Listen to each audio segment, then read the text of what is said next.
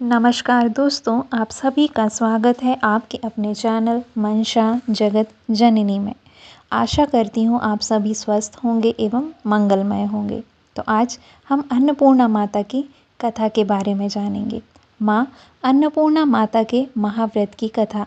एक समय की बात है, काशी निवासी धनंजय की पत्नी का नाम सुलक्षणा था। उसे अन्य सब सुख प्राप्त थे, केवल निर्धनता ही उसके दुख का एकमात्र कारण थी। यह दुख उसे हर समय सताता रहता था। एक दिन सुलक्षणा पति से बोली, स्वामी आप कुछ उद्यम करो तो काम चले। इस प्रकार कब तक काम चलेगा? सुलक्षणा की बात धनंजय के मन में बैठ गई और वह उसी दिन विश्वनाथ शंकर जी को प्रसन्न करने के लिए बैठ गया और कहने लगा, हे देवादिदेव विश्वेश्वर, मुझे पूजा पाठ कुछ आता नहीं है, केवल आपके भरोसे बैठा हूँ। इतनी विनती करके वह 2 दिन भूखा प्यासा बैठा रहा। यह देखकर भगवान शंकर ने उसके कान में अन्नपूर्णा अन्नपूर्णा अन्नपूर्णा इस प्रकार 3 बार कहा। यह कौन क्या कह गया? इसी सोच में धनंजय पड़ गया कि मंदिर से आते ब्राह्मणों को देखकर पूछने लगा, पंडित जी अन्नपूर्णा कौन है? ब्राह्मणों ने कहा, तू अन्न छोड़ बैठा है, सो तुझे अन्न की ही बात सूझती है। जा घर जाकर अन्न ग्रहण कर। धनंजय घर गया, स्त्री से सारी बात कही। वह बोली, नाथ चिंता मत करो, स्वयं शंकर जी ने यह मंत्र दिया है, वे स्वयं ही खुलासा करेंगे। आप फिर जाकर उनकी आराधना करो। धनंजय फिर जैसा का तैसा पूजा में बैठ गया।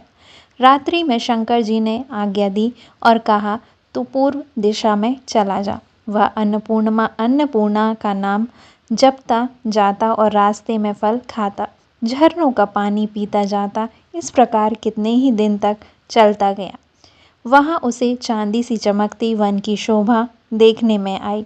सुंदर सरोवर देखने या उसके किनारे कितनी सी अप्सरा झुंड बनाए बैठी थीं। एक कथा सुनती और सब मिलकर माँ अन्नपूर्णा इस प्रकार बार बार कहती थीं। यह अघन मार्गशीर्ष माह की उजेली रात्रि थी और आज से ही व्रत का आरंभ था। जिस शब्द की खोज करने वह निकला था, वह उसे वहाँ सुनने को मिला। धनंजय ने उसके पास जाकर पूछा, हे देवियों, आप यह क्या करती हो? उन सब ने कहा, हम सब माँ अन्नपूर्णा का व्रत करती हैं। धनंजय ने पूछा, व्रत पूजा करने से क्या होता है? यह किसी ने किया भी है? इसे कब किया जाए? कैसा व्रत है और मैं कैसी विधि है? मुझसे भी विस्तार से बतलाओ। वे कहने लगी, इस व्रत को सब कोई कर सकते हैं। 21 दिन तक के लिए 21 गांठ का सूत लेना चाहिए। 21 दिन यदि ना बने तो 1 दिन उपवास करें। यह भी ना बने तो केवल कथा सुनकर प्रसाद ले, निराहार रहकर कथा कहें। कथा सुनने वाला कोई ना मिले तो पीपल के पत्तों को रख सुपारी या घृत कुमारी वृक्ष को सामने कर दीपक को साक्षी कर सूर्य, गाय, तुलसी या महादेव को बिना कथा सुनाए मुख में दाना ना डालें। यदि भूल से कुछ पड़ जाए तो 1 दिवस फिर उपवास करें। व्रत के दिन क्रोध ना करें और झूठ ना बोलें। धनंजय बोला, इस व्रत के करने से क्या होगा? वे कहने लगी, इसके करने से अंधों को नेत्र मिले, लोलों को हाथ मिले, निर्धन को घर धन आए, बांझे को संतान मिले, मूर्ख को विद्या आए। जो जिस कामना से व्रत करे, माँ उसकी इच्छा पूरी करती हैं। वह कहने लगा, बहनों, मेरे पास भी धन नहीं है, विद्या नहीं है, कुछ भी नहीं है। मैं तो दुखिया ब्राह्मण हूँ, मुझे इस व्रत का सूत दोगी? हाँ भाई, तेरा कल्याण हो, हम तुम्हें अवश्य देंगी। ले इस व्रत का मंगलसूत्र ले। धनंजय ने व्रत किया। व्रत पूरा हुआ, तभी सरोवर में से 21 खंड की सुवर्ण सीढ़ी हीरा मोती जड़ी हुई प्रकट हुई। धनंजय यह अन्नपूर्णा अन्नपूर्णा कहता जाता था। इस प्रकार कितनी सारी सीढ़ियाँ उतर गया तो क्या देखता है कि करोड़ों सूर्य से प्रकाशमान अन्नपूर्णा का मंदिर है। उसके सामने सुवर्ण सिंहासन पर माता अन्नपूर्णा विराजमान है। सामने भिक्षा हेतु शंकर भगवान खड़े हैं। देवांगनाएं चवर डुलाती हैं, कितनी ही हथियार बांधे पहरा देती हैं। धनंजय दौड़कर जगदम्बा के चरणों में गिर गया। देवी उसके मन का क्लेश जान गई। धनंजय कहने लगा, माता आप तो अंतर्यामी हो, आपको अपनी दशा क्या बताऊं। माता बोली, मेरा व्रत किया है, जय संसार तेरा सत्कार करेगा। माता ने धनंजय की जिह्वा पर बीज मंत्र लिख दिया। अब तो उसके रोम रोम में विद्या प्रकट हो गई। इतने में क्या देखता है कि वह काशी विश्वनाथ के मंदिर में खड़ा है। माँ का वरदान ले धनंजय घर आया। सुलक्षणा से सब बातें कही। माता जी की कृपा से उसके घर में संपत्ति उमड़ने लगी। छोटा सा घर बहुत बड़ा गिना जाने लगा। जैसे शहद के छत्ते में मक्खियाँ जमा होती हैं, उसी प्रकार अनेक सगे संबंधी आकर उसकी बड़ाई करने लगे। कहने लगे, इतना धन और इतना बड़ा घर, सुंदर संतान नहीं तो इस कमाई का कौन भोग करेगा। सुलक्षणा से संतान नहीं है, इसलिए तुम दूसरा विवाह करो। अनिच्छा होते हुए भी धनंजय को दूसरा विवाह करना पड़ा और सती सुलक्षणा को सौत का दुख उठाना पड़ा। इस प्रकार दिन बीतते गए।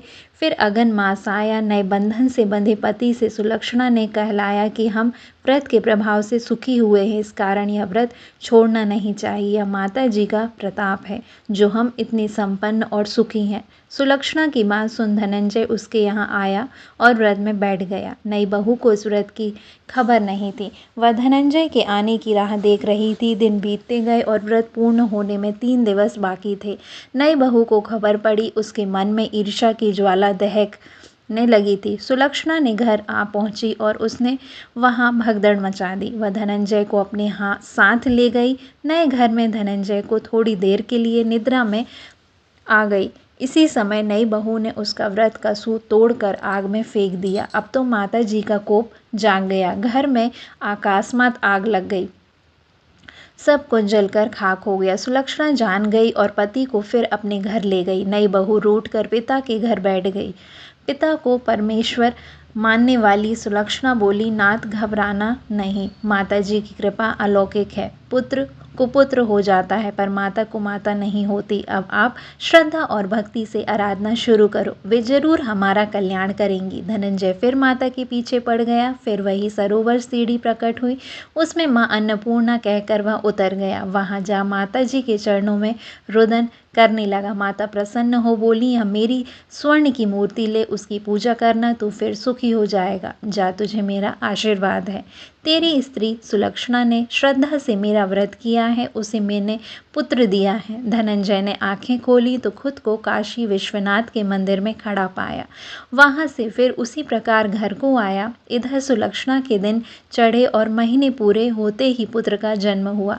गांव में आश्चर्य की लहर दौड़ गई। इसी प्रकार उसी गांव के निसंतान सेठ के पुत्र होने पर उसने माता अन्नपूर्णा का मंदिर बनवा दिया। उसमें माता जी धूमधाम से पधारी, यज्ञ किया और धनंजय को मंदिर के आचार्य का पद दे दिया। जीविका के लिए मंदिर की दक्षिणा और रहने के लिए बड़ा सुंदर सा भवन दिया। धनंजय स्त्री पुत्र सहित वहां रहने लगा। माता जी के चढ़ावे से भरपूर आमदनी होने लगी। उधर नई बहू के पिता के घर ढाका पड़ गया, सब लुट गया। वे भीख मांगकर पेट भरने लगे। सुलक्षणा ने यह सुना तो उन्हें बुला भेजा, अलग घर में रख लिया और उनके अन्न वस्त्र का प्रबंध किया। धनंजय, सुलक्षणा और उनका पुत्र माता जी की कृपा से आनंद से रहने लगे। माता जी ने जैसे इनके भंडार भरे वैसे सबके भंडार भरे। तो दोस्तों, यह थी अन्नपूर्णा माता की व्रत कथा। ऐसे वीडियोस को पाने के लिए हमारे चैनल को लाइक करें, शेयर करें, सब्सक्राइब करें। मनसा जगत जननी को।